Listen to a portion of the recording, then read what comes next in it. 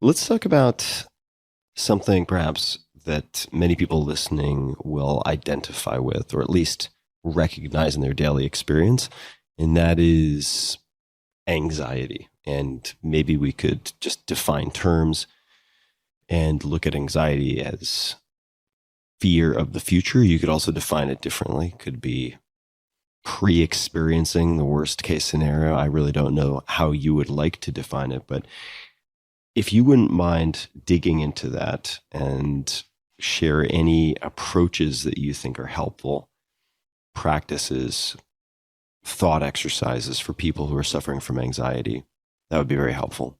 I was going to say that word before you said it. So we're somehow riding some current. We'll see where it takes us. And if we're still in the same boat as we go through the rapids. Learning how to paddle. We'll see. And anxiety is a big, but also a really important question.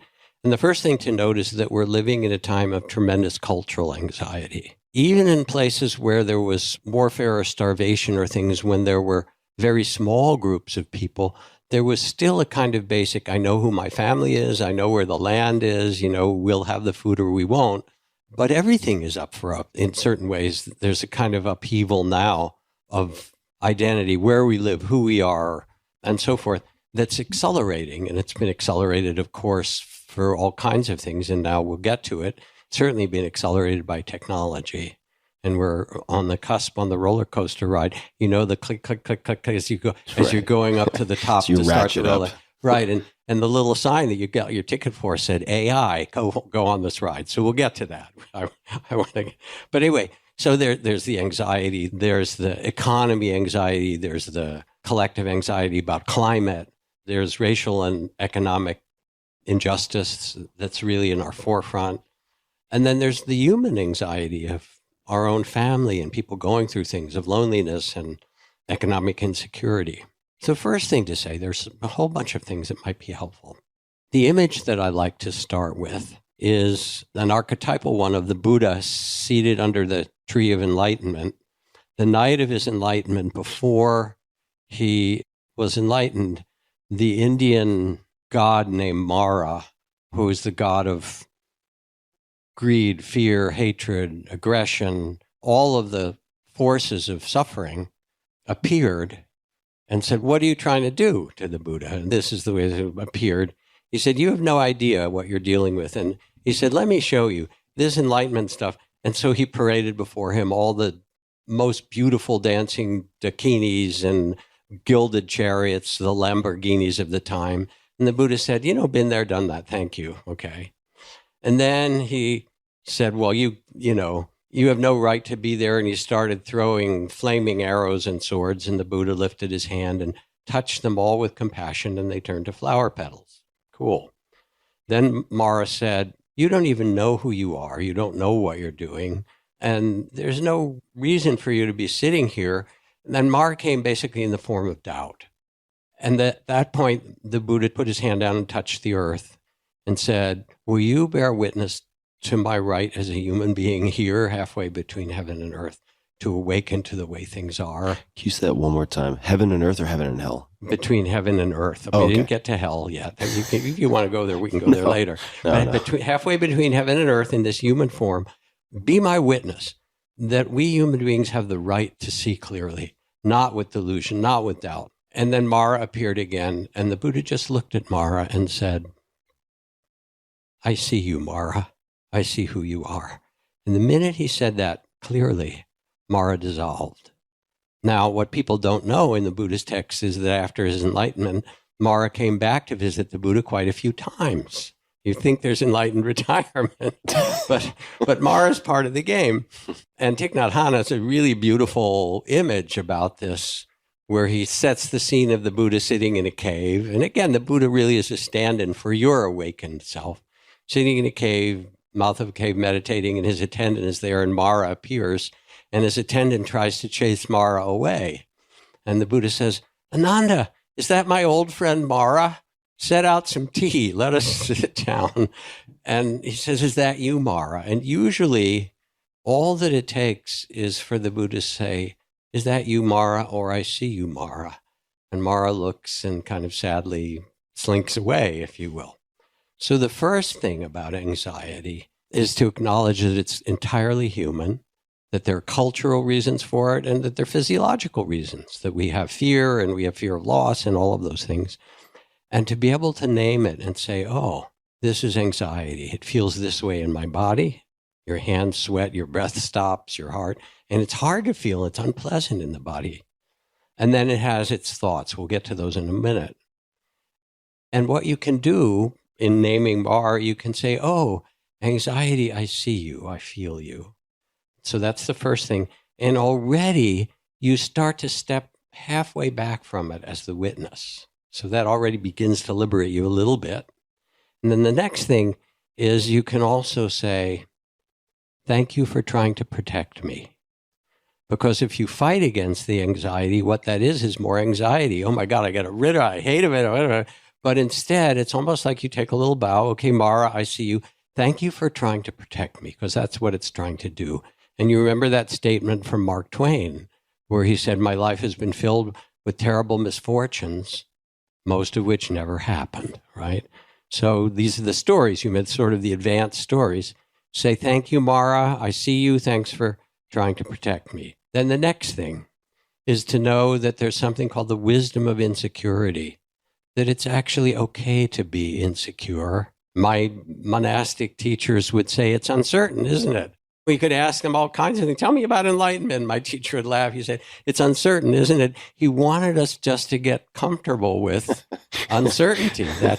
And then what happens is when you realize that you can't know, that you come back into the present moment. And then the next thing to do with anxiety is ground your senses. Feel your feet on the floor, or maybe go out in nature, stand there with a tree, feel the roots of the tree and imagine your own feet as roots into the earth. And notice the wind comes and the storms and all those things happen, but the tree is rooted and it can stay there, and you can be the same. You can let the storms of thoughts and fears and so forth arise. So that's another practice you can do. Then you can question your thoughts. And this is more the beautifully spelled out by Byron Katie, for example, who has these practices of questioning your thought. Says, what if that thought isn't true? Yeah. How can you know that thought is true? And if you look deeply, you can't know it. And you get to a place of realizing that your thoughts are tentative. They're a creation. And you say, thank you for trying to protect me. And again, you become the witness of those thoughts. Then a few more very simple things that you can do. You can find where you feel the anxiety most strongly in your body.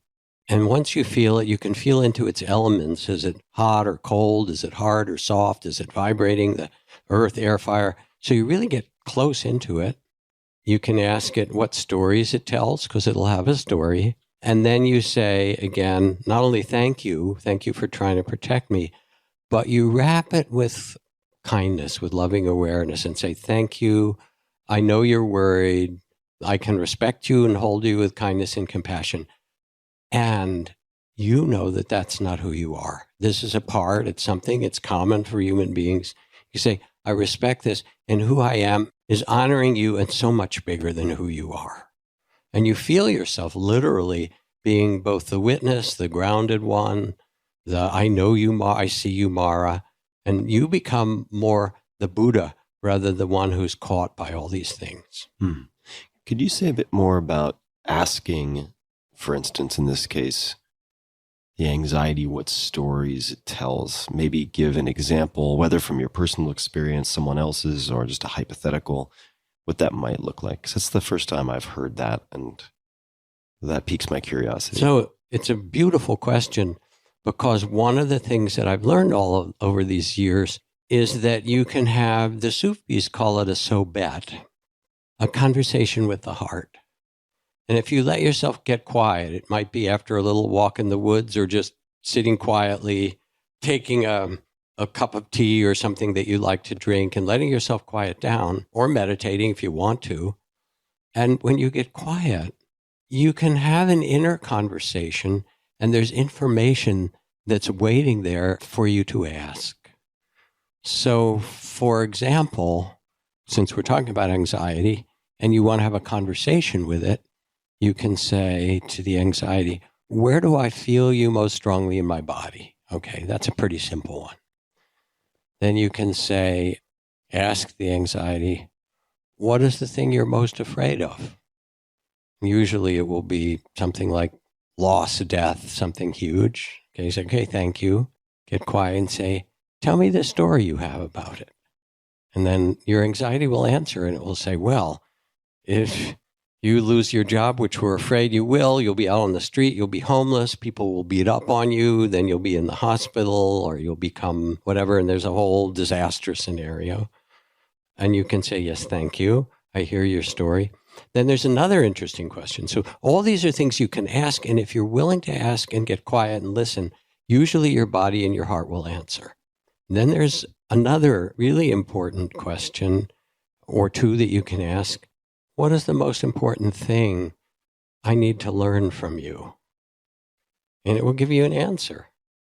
I want you to pay attention, or I want you to take care of your financial affairs so I don't have to worry so much, or I want you to make sure you have friends who know where you are, whatever it happens to be, or some bigger story. And then you can step out of the anxiety. And this is a really beautiful one, and get quiet and ask, what is my best intention of how I want to live this next month or this next year? If I only had a year to live, what style? How do I want to live this? Because anxiety also has time in it. And so you're sort of stepping out of time and say, all right, so my time's limited. How do I want to live? What is my deepest intention?